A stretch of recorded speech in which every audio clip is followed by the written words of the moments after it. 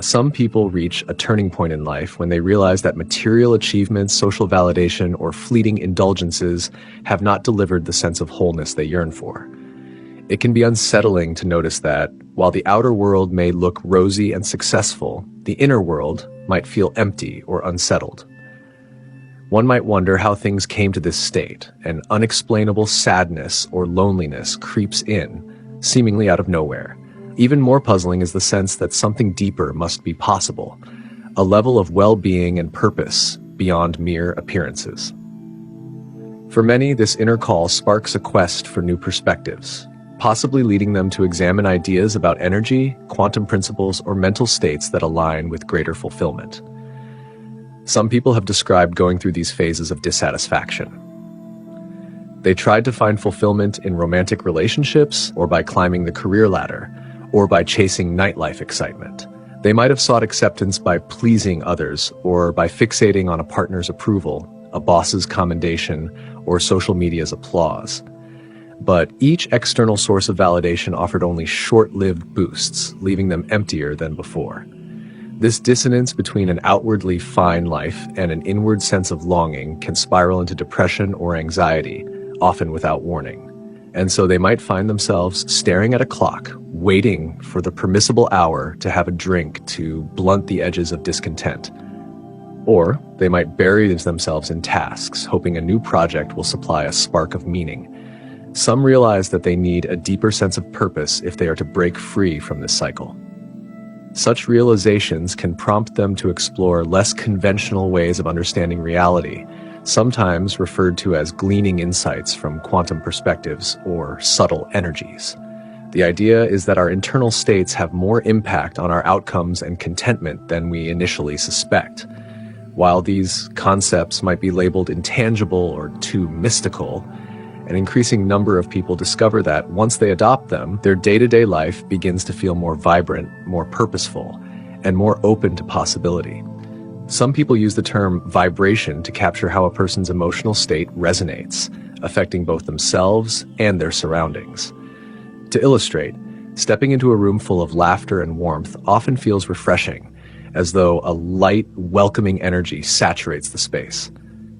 Conversely, entering a tense environment, even if it seems calm on the surface, can induce an immediate sense of unease or heaviness. The difference, some argue, lies in the collective vibe generated by thoughts and emotions. From that perspective, the key to sustained happiness or success might lie in consciously choosing and tending to our own vibration, so that instead of being influenced passively by external factors, we become active participants in shaping life's energies. Some interpret quantum principles, though in a simplified and user-friendly manner, to propose that everything is energy, from the smallest particles to entire human bodies and minds. While formal quantum mechanics is complex, everyday experience suggests that emotional states carry an energetic charge. For instance, recall how simply thinking about something joyous can spark a physical reaction. The heart rate changes, the posture might shift, or the face might relax into a smile. Conversely, dwelling on distressing thoughts can cause the shoulders to slump or the brow to furrow. From one point of view, these changes represent shifts in an internal energetic state, which also influences how we perceive and interact with the external environment.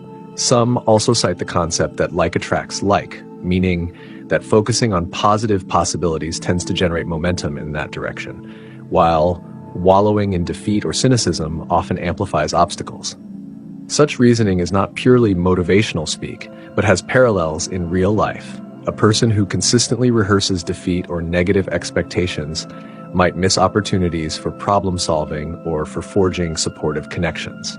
By contrast, someone who trains themselves to maintain hope, gratitude, or determination can reframe setbacks as stepping stones or learning moments, opening the path for new solutions. From a vantage of mental resilience, so-called failures become data points for adjusting strategy rather than reasons for giving up. Some people share a set of strategies that revolve around upgrading one's frequency, akin to tuning an internal radio dial to a more favorable channel. These strategies might include physical movement and exercise, whether dancing, jogging, Practicing yoga or even walking briskly around the block, physical movement can shift emotional states. It releases endorphins, improves blood circulation, and helps calm swirling thoughts. One might find that a short burst of exercise transforms a dull or sad mood into a lighter perspective, setting the stage for more constructive thinking. Mindful breaks or mini meditations. Pausing to breathe deeply and direct focus inward can break the momentum of stress or negativity. Many find it helpful to visualize inhaling calm, bright light and exhaling tension or worry. The point isn't to deny problems, but to create a mental space where solutions can arise more naturally. Daily moments of gratitude. Focusing on what is going well, even if it's as simple as having clean water, a safe place to rest, or a kind friend, can raise emotional vibration. Consciously listing 2 or 3 positive aspects each morning or evening helps the brain register that life holds elements of goodness, no matter what challenges also exist. Over time, gratitude can offset tendencies to ruminate on fears or irritations. Mindful environment selection. The people, settings, and media we engage with regularly shape our emotional climate. Spending large amounts of time with those who constantly complain or belittle might lower one's emotional set point. Ingesting relentless streams of sensational or fear-based media can stoke anxiety. By contrast, connecting with supportive friends, uplifting media, or mentors who encourage growth can cultivate a more uplifting mental environment. The aim isn't to isolate from reality, but to balance realism with empowerment. Some people note that floating through life without a sense of meaning can feel depleting, even if external markers of success are present. Clarifying a direction, be it creative expression, community service, or personal mastery, provides a sense of alignment. When we align daily actions with something that resonates deeply, we generate internal momentum that not only sustains energy, but also helps us weather difficulties. That sense of meaning can serve as an anchor, keeping us steady in the face of setbacks or external noise. Openness to mistakes. Ironically, many discover that mistakes are rich learning experiences. The jolt of embarrassment or frustration when messing up spurs mental focus, prompting reevaluation and eventual improvement. By reframing mistakes as normal stepping stones rather than fatal flaws, we remain engaged and motivated. It's said that children learn to walk precisely because they keep getting up after falling, unconcerned by how many times they tip over. Commitment to upward shifts. Some people make a conscious daily choice. Today, I will keep my mindset elevated, no matter how small the step.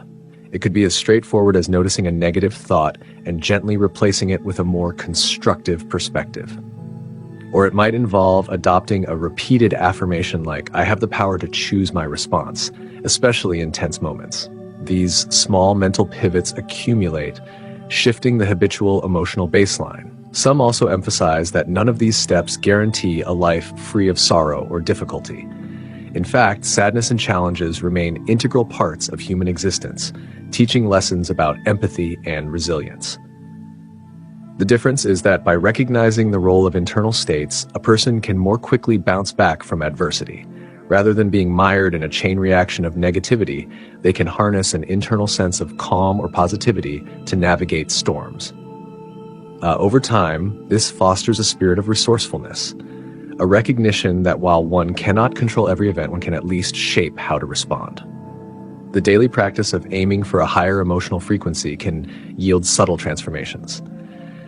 Maybe small irritations like slow traffic or a coworker's snappish tone cease to ruin the day, turning into mere passing observations. Perhaps tasks that once felt impossible begin to feel approachable as creativity and optimism expand. Relationships might shift because the new energy we bring encourages reciprocation or at least diffuses friction.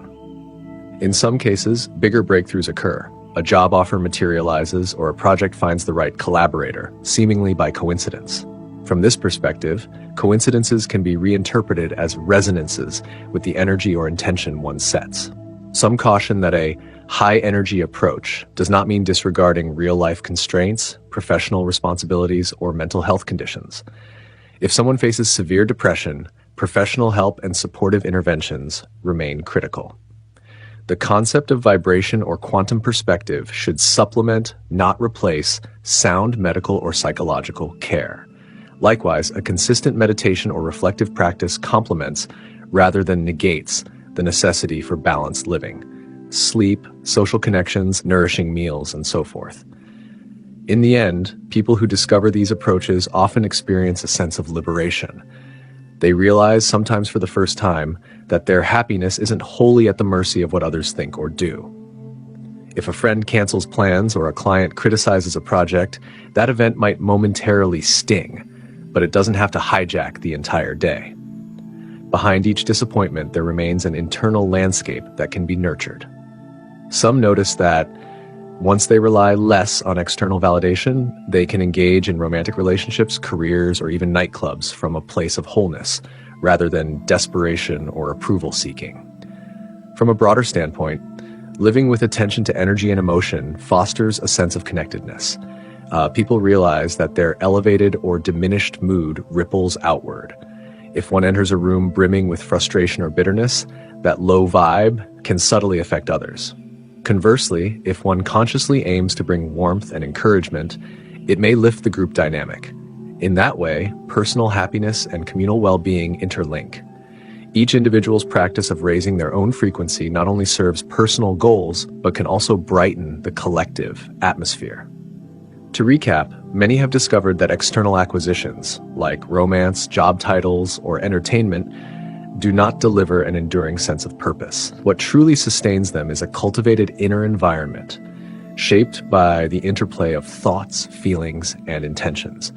By exploring concepts of energy, acknowledging that emotions act like frequencies, and applying practical steps, whether that means mindful breaks, gratitude, or healthy social circles, a person can pivot from restless dissatisfaction to a gentler, more creative, and more fulfilling way of life. The underlying message is that transformation rarely happens overnight, but small, consistent choices can accumulate into lasting change.